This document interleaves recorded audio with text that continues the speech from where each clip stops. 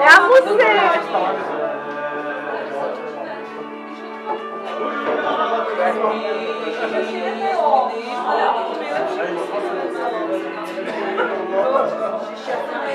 Co to bylo, Jirko? Co to bylo? Zadu takhle, hele.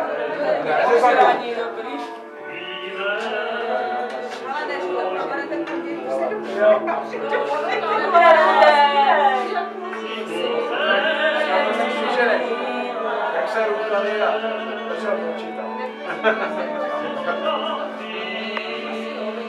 Nasaží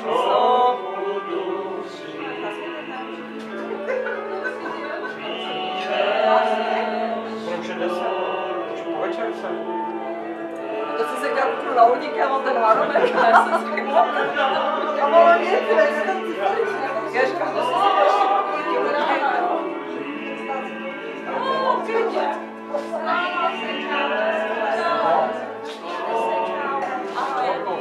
se ještě pokojí, tak už mě opouštíš, jo? No, už musíš vědět, musíš. Tak jo, děkuju, hele moc, ale... Neproberte to všechno předu, až přijdete. Já bych ráda něco věděla, no. Ale tak až nám vyschne naše rýžový pole, tak... Cože? Až nám vyschne naše rýžový pole, tak... Jo, určitě jsme to připravili.